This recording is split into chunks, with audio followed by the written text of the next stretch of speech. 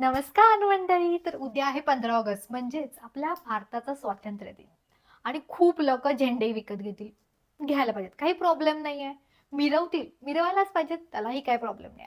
पण जेव्हा तुम्ही भारताचा झेंडा मिरवता आणि नंतर इकडे तिकडे टाकता ना, तर तुम्ही आपल्या भारताचा अपमान करत आहे. एकतर तुम्ही झेंडा घेता, ठीक आहे, पण जर समजा तुमचं आता काम झालं झेंड्याचं, तर त्याला व्यवस्थित फोल्ड करा. अशा पद्धतीनं फोल्ड करा जे आपल्या para 2.2 of national flag code मध्ये सांगितले त्या पद्धतीनेच तो फ्लॅग फोल्ड केला.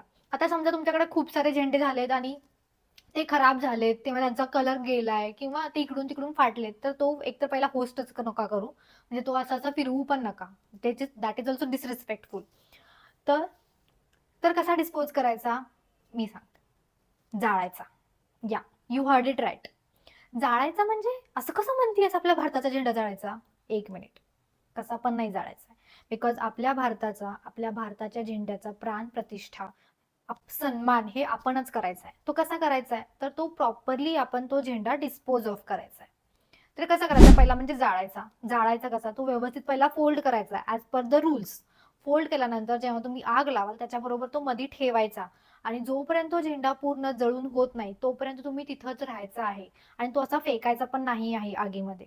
आणि मेन थिंग, हे सगळं जे करायचं आहे ते एकट्याने करायचं आहे. लोकांना गोळा करून पब्लिकली किंवा सोशल मीडियावर टाकायचं नाही आहे. हे खूप प्रायव्हेटली करायचं आहे, बिकॉज हे खूप सेन्सिटिव्ह आहे. सेकंड थिंग, आता समजा तुमच्याकडे खूप सारे झेंडे झालेत आणि ते कसे डिस्पोज करायचे, तर तुम्ही एक तर जाळू शकता, अदरवाईज एक लाकडी बॉक्स घ्या छोटासा, किंवा तुमचा जो एवढा झेंडा बसेल तेवढा.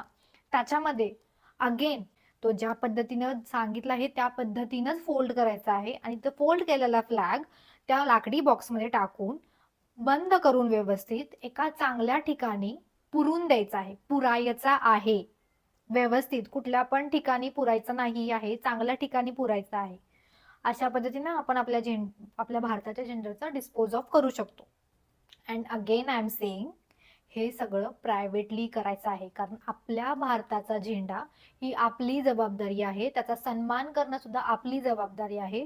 जसा झेंडा तुम्ही फिरवता मिरवता, ज्या पद्धतीने मिरवता त्याच पद्धतीनं त्याला व्यवस्थित डिस्पोज ऑफ किंवा त्याला व्यवस्थित स्टोअर करून ठेवायचं आहे. जर स्टोअर करून ठेवण्याच्या परिस्थितीत तो नसेल तर रस्त्यावरती इकडं तिकडं न टाकता, बिकॉज जर तुम्ही रस्त्यावरती टाकला ना, तर तुम्ही आपल्या भारताचा अपमान करताय आणि तुम्ही या लायकीच नाही आहे की तुम्ही भारतात राहू शकता.